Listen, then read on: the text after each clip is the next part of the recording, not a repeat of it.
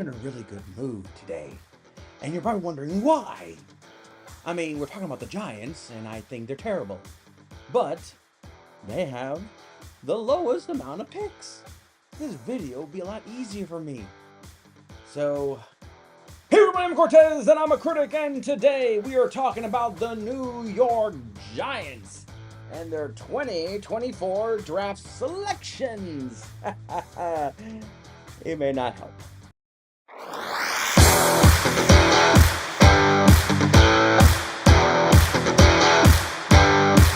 So, the New York Giants, a team that I feel is probably the worst team in the NFC East. Now, some of you may be saying, in your very humble way, for me to go jump off the bridge. But, hear me out. The Giants did make the playoffs, and they did win a playoff game recently, compared to almost everyone else in the NFC.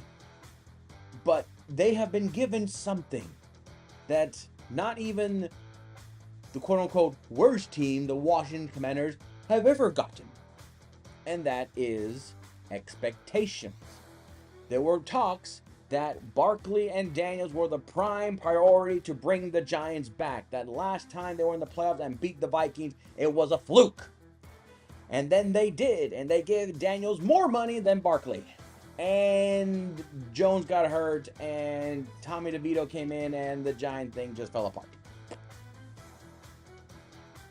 Barkley is now an Eagle, Jones is still there, and for some reason, people are still frustrated, rightfully so. Frustration happens, especially when you are a New York Giant market team. I mean, the Knicks lost in the playoffs, the Rangers lost in the NHL playoffs, and the Yankees and Mets are Yankees and Mets, so you tell me how the fan base is supposed to react when their team was so close. I mean, New York has been very frustrating for football fans. When both the Jets and the Giants are considered terrible, it just makes the whole football season just seems insufferable. And that's why I respect the fan base that still go to the team to watch a Zach Wilson-led Jets team and a Daniel Jones not appearing due to injury team. And then keep going there at MetLife Stadium every weekend and try to say, hey, I paid good money for these tickets, let me get the best I can get, and maybe I can say, can you imagine what if? Can you imagine what if? So with all that expectation on the Giants, that is why I consider them the worst team. They have expectation. They were supposed to be a constant threat. Now it's clearly a two-man race, and Washington is just occupying the basement until we see otherwise. And unless we see Daniels show up and be like, wow, he's good. Which therefore that will put the Giants' Daniel in the basement. Because there's a lot of money on this quarterback, and I don't know if some fans in New York are feeling that way. So to help, I guess, ease the pain of keeping Jones when everyone kept saying, quarterback, quarterback, quarterback, quarterback. With the 6th overall pick in the 2024 NFL Draft, the New York Giants select Malik Nabers, wide receiver, LSU. We all knew it was Malik Nabers. Even though I was watching going, why would they not get Roma Doomsday, though? He's right there. Why wouldn't they get him? He's right there. I mean, I said Malik Nabers too, but I was thinking, like, why is Roma Doomsday not being considered? I mean, it was always Marvin Harrison Jr., and then it was the Roma Doomsday and Malik Nabers conversation. But I was thinking, what if the Giants just pull a fast one and get Roma Doomsday instead? Why Malik Nabers? I really don't know. I think both offer themselves similar. I think Malik Nabers might have to offer more of that speed they're probably looking for, maybe. Roma Doomsday has more of that. Roma Doomsday around. I get a Brandon Marshall vibe from him. You know, a big receiver, physical, and Malik Nabers, I get. Odell Beckham. No, I look at Malik Nabers and I'm getting. Oh man, lanky Bill, long speed. I am drawing a blank of my comparisons. Maybe Brandon Ayuk. I'm getting that kind of feeling from him that this is a guy that may not be considered a deep threat, but can be. Now, I've always heard this argument, and maybe you fans there can tell me too if you understand or agree, or just don't. Um, I always feel like a good quarter makes a good receiver better. But if you have a good receiver and a bad quarterback, can that work the other way around? Sometimes I don't think so. Sometimes I don't think so. I think a bad quarterback can make a great receiver or an A plus receiver be mediocre or not to his full potential. I feel like it's a combination of both. But I believe an average quarterback can get better with the receiver, but I still believe that to make a great receiver great, they need a good quarterback. That's probably why I feel more confident with Marvin Harrison Jr. with Kyle Murray than I do feel about Malik Neighbors and Daniel Jones.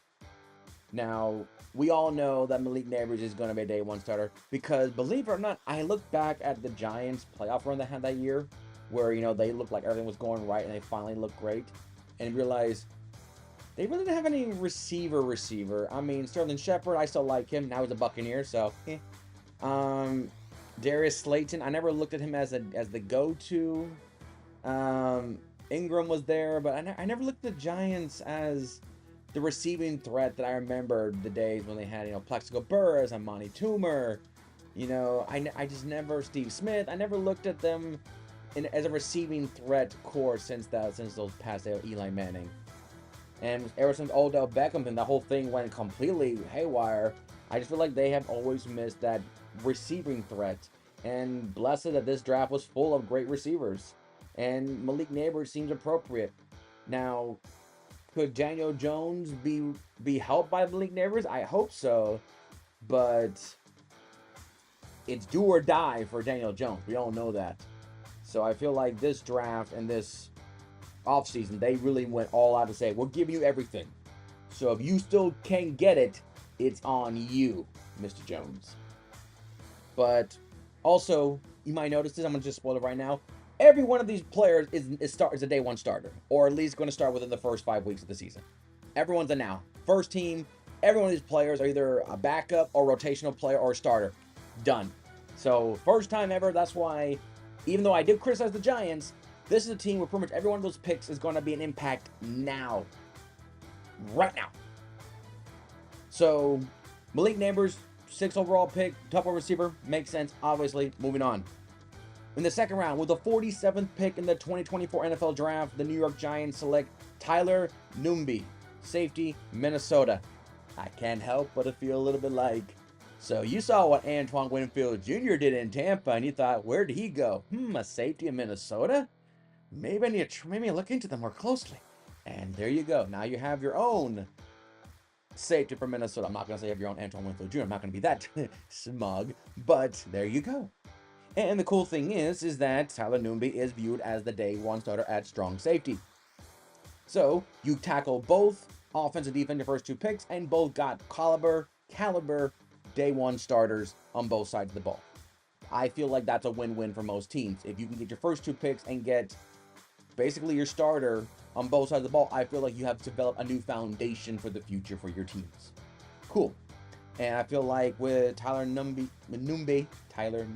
there in the center for, I hopefully, because I believe your pass rush is going to be fine. I mean, you got Burns and you got, I can never pronounce his name. Oh, I can never pronounce this guy's name. Kayvon? I can't pronounce his last name, sorry. Correct me in the comments, of course. So I feel like your pass rush is going to be great. So your secondary is going to be bailed out heavily by a constant pass rush. So this Giants team might go top 10 defense. I'm seriously. That's how good they could be. It's just the offense that I'm worried about. But addressing it, secondary-wise, smart. And to keep addressing it, in the third round, with the 70th overall pick in the 2024 NFL Draft, the New York Giants selected Drew Phillips, cornerback, Kentucky. Now, Mr. Phillips is viewed to be a backup to the left cornerback position behind Folt, but when it comes to cornerback, I always trust in packages, scheme formations, and overall development over time.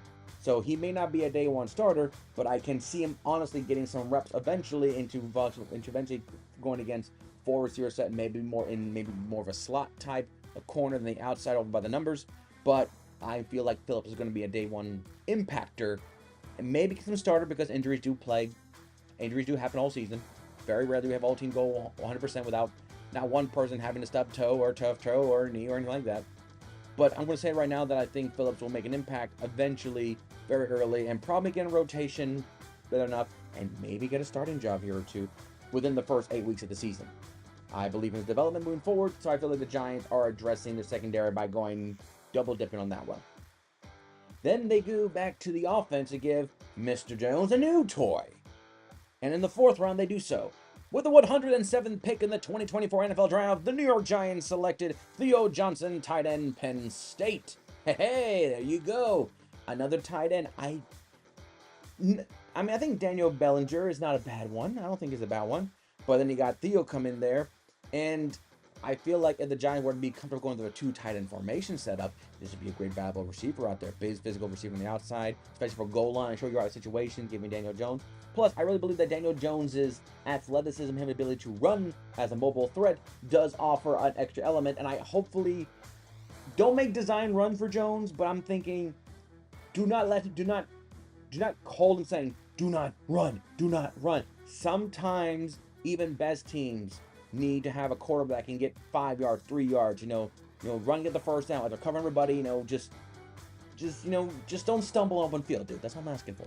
But for the Giants' sake, I feel like if they utilize Jones' athleticism more, in case he can't find open, go run for 3 yards, go out of bounds, don't get yourself killed. I think it'll make the Giants a lot more formidable. I know Barkley's not there, so that threat of a big nose run down the ball, run down the hill kind of thing is not there. But I feel like you're giving a lot of weapons for him right now. Just let Daniel Jones be more athletic here a little bit. And Theo Johnson's another added weapon to add out to the outside. So I like the pick. Then the 5th round, with the 166th pick in the 2024 NFL Draft, the New York Giants selected Tyron Tracy Jr., running back, Purdue.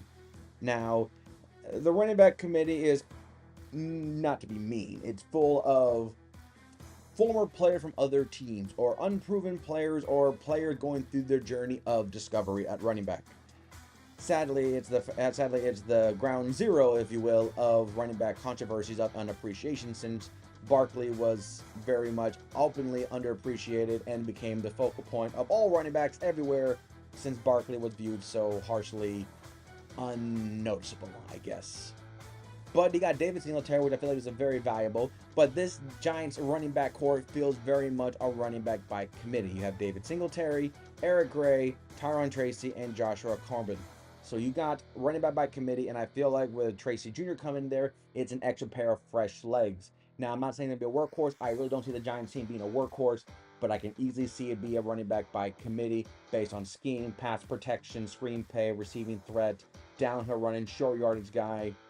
So we'll see what moves forward. I think David Singletary has been through a lot of teams in his career, so it could be that argument of how much they've left traction left in the tires, because running backs go through that when they get closer to their late 20s. But with Tracy Jr. coming in, it could keep Singletary a more veteran running back out of FAU, so local hometown guy. I feel like this would be a valuable 3rd down back, possibly. We'll see what we can do in the preseason, get some carries, but I feel like also it will help Daniel Jones if he has a running game that can help him. That's how I view it anyway. So I believe he will contribute right away.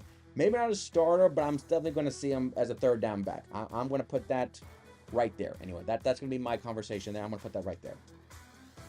Then their last pick. Like I said, this is a very short selection, so hopefully I don't make it too long with my rambling. With the 6th round and their final pick, with the 183rd selection of the 2024 NFL Draft, the Giants welcome Darius Musasu. I'm butchering that name. Muasahu. Linebacker, UCLA. This guy is viewed as the right interior linebacker, so they're going to a 3-4 defense, which I personally like a 3-4 defense, honestly, because I feel like it just screams linebacker committee assignment. Interior linebackers always has a left or right instead of just one center focus, and also your outside linebackers are mainly going to be your pass rush, which is going to be, of course, going to be Brian Burns, and of course is going to be your Kayvon. I cannot pronounce his last name, forgive me, Giants fans. So we all know the pass rushing department is going to be the center focus, and when it comes to interior linebacker, it's going to be basically going to be done by committee. Isaiah Simmons is on this team, and I'm noticing and remember that, man, I remember how versatile he was at Clemson. Then he went to Arizona, and then he just disappeared. And then the Giants pick him up, and I feel like he's still being hidden away. But looking at the rest of the interior linebacker for Mitch McFadden, Darius could get rotational play. He come in, for rotation. He can come in for reps. He can come in for depth. This one just feels that, I mean, he's a late round pick, and he's already projected to be the backup to the starting right inside linebacker already. He is already projected to be that valuable to the team, or to be a real dick right now. The linebacking core is so bad that this 183rd pick selected player could be considered, better than most. That could be a very dick move to me, but I try to be more positive in my criticisms, and I'm going to take it to the Giants, evaluate this guy to come in and eventually be a rotational player and eventually take some starting roles. Who knows? Maybe get some starting roles down the season. But I feel like with all these players being viewed as close to it as either a starter or a backup already in the rookie season, I can't help but feel like they're asking these players to make impacts right away. And we'll see that more definitively in the preseason when they're on a game-like environment. Yes, we can, but we all can't, we all can watch all 32 cams and say, oh, look at that player. That's the rookie player I evaluated when I did my Cardinal video. Oh, that's the rookie player I evaluated when I did my Tennessee Titan video. We can't do that. So the best thing most of us can do is literally watch preseason games, which I try to do on NFL Network all the time, or just, keep an eye on me like, how'd that rookie do? Report said he did okay. So you try to evaluate as you can. But the Giants team, I feel like every one of these players just feel very valuable, and they're viewed very highly as contributors. So for me, the Giants team is probably the first team, maybe the only team, that I feel confident to say that everyone will start or contribute, 60% of time within the first 8 weeks. So keep an eye out for that. So with all that positivity, all that power, what do I give the Giants? Not yet. I'm sorry, guys. I don't see you. I mean, Daniel Jones got hurt, so your season was plagued by injuries to your quarterback. No team that I feel confidently can say, or at least more times than out of 10 losing a starting quarterback, if one made it to the play, it'd be like, well, we got a backup. But more likely, when your quarterback is done, it's like, well, that's 80% of our offense gone with our veteran starting quarterback. Especially if you drafted him, not just sign him for free, you drafted him. So therefore, you have more of a bigger investment. But with the Eagles and the Cowboys clearly making this a two-team race, I criticize that I'm the worst team, but you guys have no real expectation. The only difference you want to do is hopefully that Daniel Jones plays the full season, and you guys go at least 8 wins. That might be the ceiling for the Giants to showcase the future is bright. Because right now, you're going against two teams that are looking no less than probably 12 wins each, which means you have to come in there and potentially try to win 13 games just to get to the playoffs, because everyone else, there might not be a spot for you guys this year. So I will say that this year feels more as a not yet.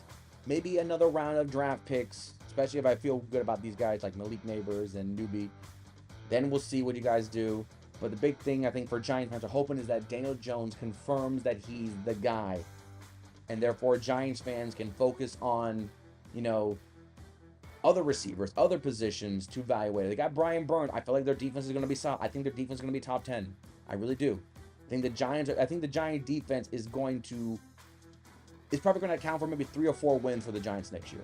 They're either going to keep a team under 20 points, or they're going to force like 4 turnovers and get like 10 sacks, or not 10 sacks maybe exactly, but like 3 or 4 sacks. I feel like the Giants defense is going to help the Giants win at least 4 games next year, whether it's through turnovers or just keeping the scoreboard low. So the rest of it is the offense just to help out, to confirm and not waste the defense potential. That's the Giants. All right, 1 down, 3 more to go. So we talked about the Giants, and let's talk about the worst team in the NFC East. They got a new head coach, a new owner, a new fan base, maybe a new name again. Oh, please not. I just got their hat. So next time we'll be talking about the Washington Commanders, and it's gonna be tough. But let's see what they offer in 2024 draft. So until next time, I'm Cortez, and I'm a critic. Thank you very much for watching.